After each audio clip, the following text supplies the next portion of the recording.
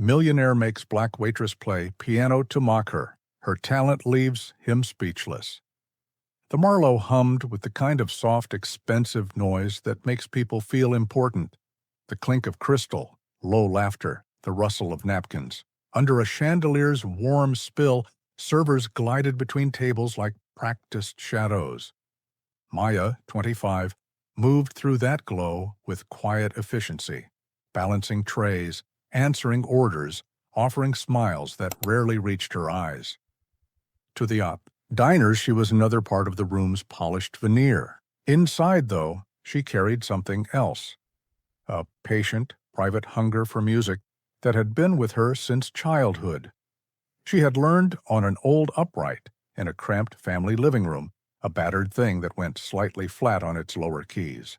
Her mother had worked nights at the hospital, and Maya taught herself by ear, copying hymns and radio melodies until her fingers remembered what her voice could not say. Music became the language she spoke when words failed, an honest place where she could be more than a uniform and a paycheck. That Friday, the dining room felt full in the way that foretold spectacle. At one table, a man entered with the kind of certainty that makes people look up. Victor Hale moved as if the world had been arranged for his convenience.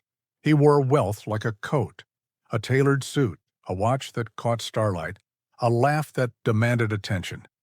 His companions followed like satellites. Victor had a reputation around town for sharp remarks and interest in spectacle. Waitstaff exchanged a small, knowing look when he was seated. Maya noticed him only because she had to. She brought their wine, answered his requests with the practiced politeness she used on everyone. When Victor glanced at her name tag, something like amusement flickered in his eyes. "So, Maya," he called, voice carrying. "What do you do when you're not serving? Got any hidden talents?" Heat crawled up Maya's neck. She kept her voice level. "I play piano sometimes." Victor's smile widened. Predatory showman. "A pianist? How quaint. Why don't you play us something? There's a grand in the corner. Surely someone with your potential wouldn't mind a little audience." A hush threaded through the room, as other conversations damped against curiosity. Maya felt the weight of the stare. She wanted to refuse, to retreat into anonymity, but Victor's amusement pressed like a challenge. Her co-workers hesitated. The unspoken rule, don't make waves. Victor's entourage chuckled. Other diners turned to watch. It wasn't merely a request. It was an invitation to be made small. Her hands clenched at her sides. Her mother's voice rose in her memory. Don't let anyone make you small. For a moment, Maya considered walking away, leaving the mockery intact. Then something steadied inside her. This was not about proving anything to Victor. It was about refusing to vanish. "All right," she said softly. "I'll play." The chandelier's light seemed to sharpen as she crossed the room. Each step felt heavy with expectation. She perched on the bench, the grand's lacquered surface, reflecting a dozen faces. Victor leaned back, a smirk like a crown. Maya's fingers hovered above the keys, feeling their cool unreality. Her pulse thudded in her throat, but when she closed her eyes and pressed the first notes, the room changed. She chose a piece that wasn't flashy, something soulful, threaded with longing. It rose like a breath, tentative at first, then gathering, confidence. The melody threaded through the clatter and conversation, then caught people like a hook. Notes became sentences, sentences became truth. Maya's playing carried every small sacrifice that had fed her talent. Late nights practicing on the neighbor's donated upright. The hush of church basements where she had performed for kind smiles and modest applause. The steady faith of a mother who believed more than the world did. The diners fell into a silence that was not merely absence of sound, but absorption. Conversations melted, cutlery rested midair. Even the servers paused along their circuits, watching. Victor, who had planned to preside over the spectacle, stopped looking entertained. His laughter dissolved. The music was not the flimsy trinket he expected to be shown. It was a presence. It moved through the room and rearranged the air. Maya let herself be swept beyond the moment's edge. She played with a fluency that made the hours of private practice visible. Her hands shaped the melody with a tenderness that suggested memory of small triumphs and private griefs, of a girl practicing while a house slept, of a woman who refused to let daily grind extinguish a fire. The piece swelled, then softened, then soared. When she landed on the final chord, the room held its breath for one suspended beat before erupting. Applause thundered like weather. Some people rose without thinking. Tears showed on a few faces, unexpected and immediate. Maya sat for a second as if stunned, her palms still resting on the keys. She felt something like disbelief, then a warmth flooding through her chest. Victor clapped too, but slowly, a hollow echo against the room's fervor. He cleared his throat and, with the brittle grace of someone attempting magnanimity, said, "Well, that was unexpected. Talent from unlikely places, huh?" Maya tilted her chin. There was no burn in her words, only clarity. "Everyone has a gift," she replied. "It's how you choose to use it that matters." Her voice made a small but firm sound. In it was the weight of years of practice and patient hunger, and the room felt it. Victor shifted, his command slipping. The joke that had been aimed at her rebounded and landed awkwardly at his feet. After the performance, the night resumed, but not as before. Tables hummed with a different tone. People who had come to dine now carried a little of what they'd heard.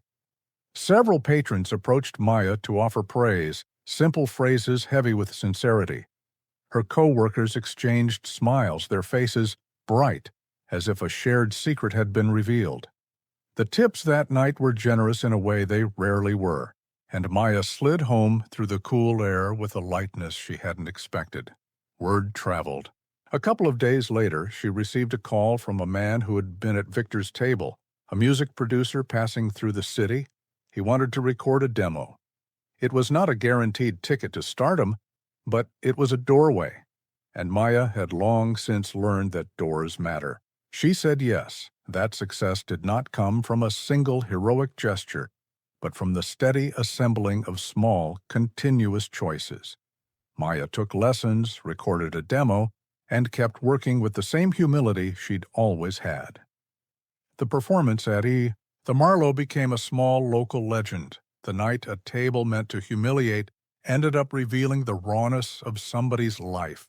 People talked about Victor Hale for a while, some with scorn, some with amusement, but the story belonged to Maya, who had reclaimed a voice without raising it in anger. There is a strange power in witnessing.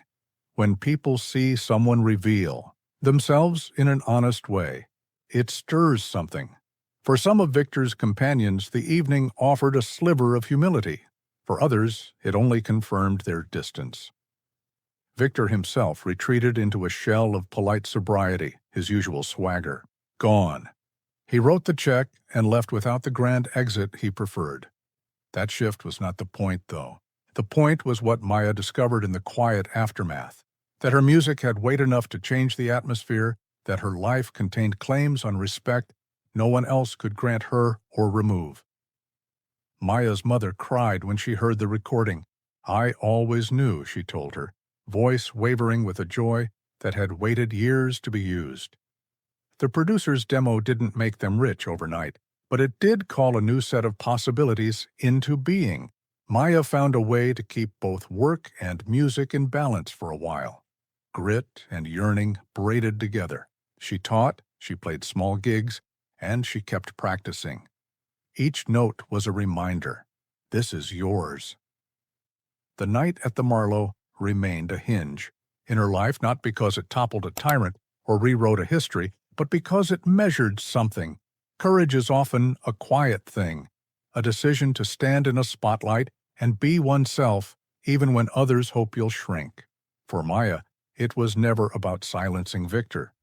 It was about letting music speak when words were not enough. Months later, when the producer's call turned into a modest regional interest, Maya thought back to that Friday and to her mother's hands, worn but steady. The world contained many victors, people who try to assert power by making others small. The world also contained tables, keys, and quiet courage. If anyone wanted to know what happened when arrogance met authenticity, they had only to listen to the recording and remember the night the room went quiet, then loud, then changed. Maya kept playing. She kept living. And in the small hours, when the city slept, she sat at her upright and let the melody map out a future she had once only imagined. The applause had been a moment. The work that followed was the rest of her life. Yet, she thought back, she felt the same steady truth. Talent won't save you from every insult or every struggle, but it will sometimes make the most dismissive mouths fall silent. If Maya's story inspired you, subscribe to Ali Stories and drop a comment. Which dream will you chase next?